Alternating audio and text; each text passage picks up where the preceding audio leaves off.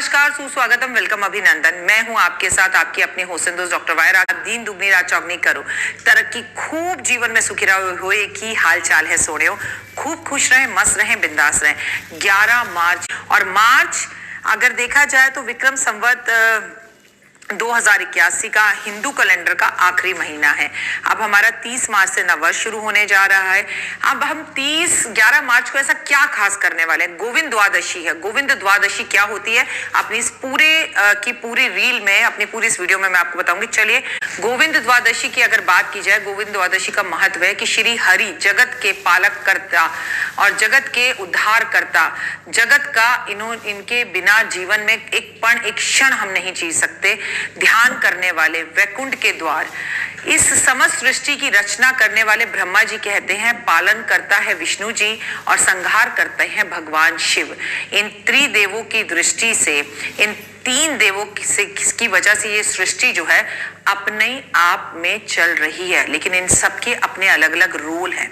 पर अगर हम बात करें कि जगत किसकी वजह से चल रहा है, इसमें रहने वाले लोगों का पालन पोषण करने वाले, उन्हें भोजन, कपड़े, घर की व्यवस्था कराने वाले और धन की व्यवस्था कराने वाले कौन है? तो वो मेरे नाथ भगवान विष्णु हैं। और इस पूरी दृष्टि पे, इस पूरी सृष्टि का धान खजाना उनके पास है। वो देवी लक्ष्मी के पति हैं। लक्ष्मी उनसे प्रसन्न है, उन्हें हम नारायण कहते हैं, श्री हरि कहते हैं। और उनकी भक्ति और भाव को याद करते हुए, हरि विष्णु का नाम लेते हुए आज के इस कार्यक्रम की हम शुरुआत कर रहे हैं। आज मैं आपको बताऊंगी एक ऐसा दिन जिसके बारे में बताने जा रही हूं कि अगर आप श्री हरि का व्रत कर लें इस दिन, ध्यान पूजन कर लें इस दिन, इसमें जरा भी शक नहीं है कि आप पर गोविंद के साथ साथ माँ लक्ष्मी की कृपा निश्चित ही बरसेगी। और जब भी बरसती है, दोनों के साथ ही बरसती है। मैं तो कहती हूँ दिवाली वाली रात भी आप लक्ष्मी की पूजा इतनी नहीं करें जितनी आप गोविंद की करें। और व्रत गोविंद द्वादशी का हो, और इसमें नरसिंह द्वादशी भी कहा जाता है, तो कुछ लोग इसे भीष्म द्वादशी भी कहते हैं। तो कहते हैं इस व्रत को भगवान ने भीष्म को बताया था और उन्होंने इस व्रत को प्रथम पालन किया था, जिससे इसका नाम भीष्म द्वादशी व्रत भी पड़ा। इसकी विधि एकादशी जैसी होती है। इससे सारे पाप नष्ट हो जाते हैं। हो सकता है कुछ लोग इस व्रत के बारे में पहले से जानते हो, और क्यों नहीं जानते होंगे, आप तो मेरे संसार का हिस्सा है। मैं हर साल आपको इस व्रत के बारे में बताती हूँ, लेकिन यहाँ मैं आपको समझाती हूँ कि आप लोगों के लिए ये व्रत कितना महत्वपूर्ण है। और खासकर अगर हमारा अपना घर बनाने की इच्छा है, अपना जीवन सुधारने की इच्छा है। हिंदू धर्म ग्रंथों के अनुसार फागुन शुक्ल पक्ष की द्वादशी को गोविंद द्वादशी व्रत कहा जाता है। गोविंद द्वादशी व्रत पूर्ण रूप से भगवान विष्णु को ही समर्पित है। इस व्रत को करने वालों को संतान की प्राप्ति होती है, समस्त धन धान्य, सौभाग्य और सुख मिलता है। यह व्रत आपकी सभी समस्याओं को दूर कर देता है और समस्त मनोकामनाओं को पूर्ण करता है। पुराणों में इस व्रत को कार्य सिद्धि करने वाला व्रत बताया गया है। पुराणों में मान्यता के अनुसार भगवान विष्णु ने इस तिथि में नरसिंह रूप में राक्षस हिरण्यकश्यप का वध किया था और अपने भक्त प्रहलाद की जान बचाई थी। इस दिन व्रत रखने से मृत्यु के बाद मोक्ष की प्राप्ति होती है और सबसे पहले मृत्यु का भी डर नहीं रहता, आपकी आयु लंबी होती है।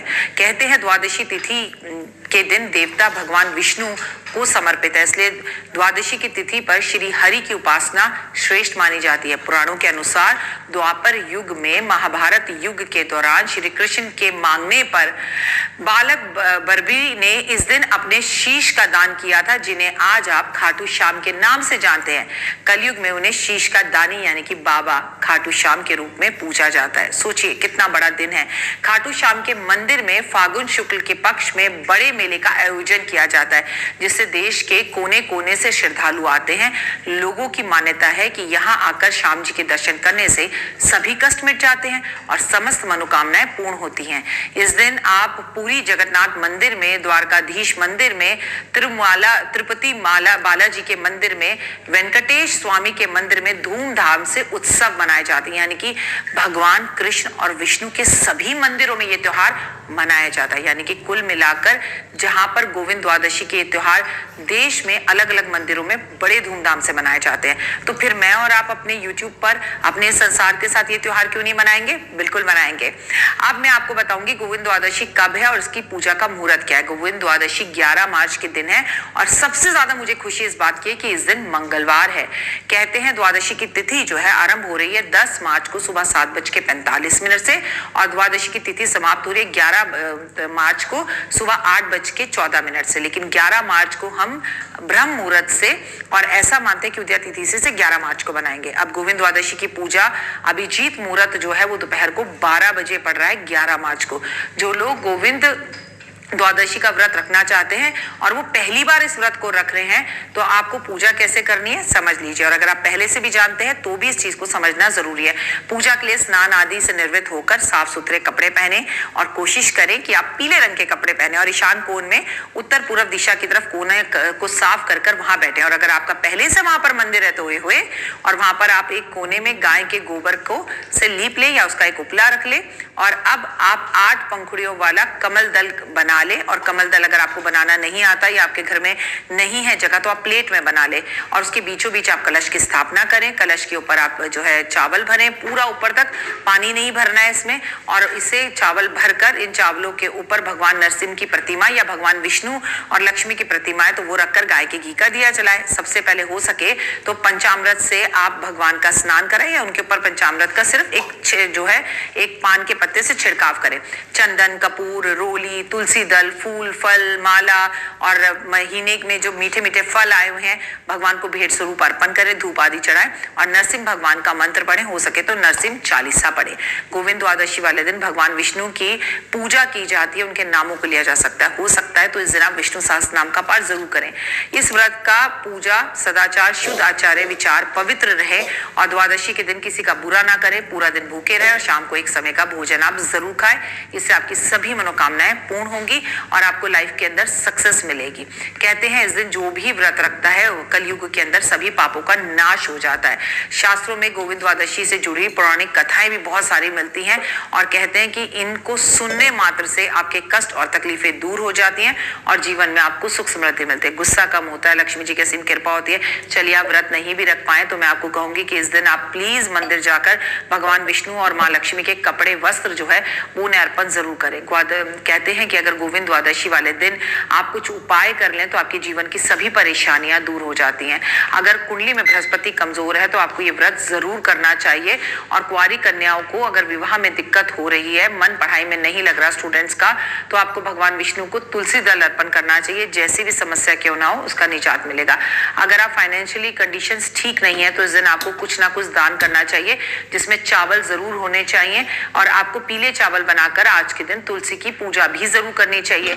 अगर आप कुछ अच्छा अपने जीवन में वापस चाहते हैं और चाहते जीवन के अंदर चीजें बहुत बढ़िया हो तो एक बिस्कुट का छोटा सा पैकेट लेकर ही जरूरतमंद लोगों को दे दें, आपकी इससे फाइनेंशियल कंडीशंस अच्छी हो जाएंगी। जरूरी नहीं है हर इंसान बड़े बड़े भंडारे करे।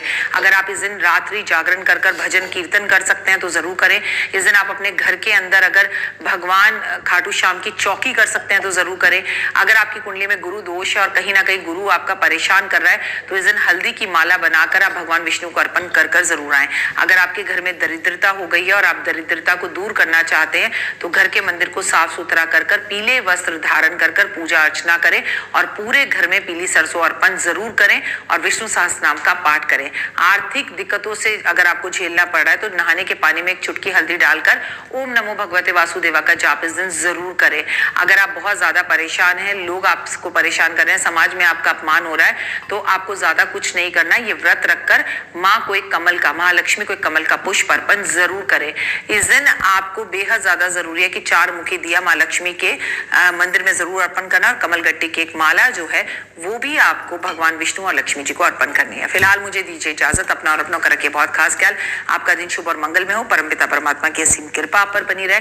आप हमेशा खुश रहें, मस्त रहें, दिल्ली रहें या गाजियाबाद रहें। होए like, subscribe and share. Comments में जय माता दी तो बंद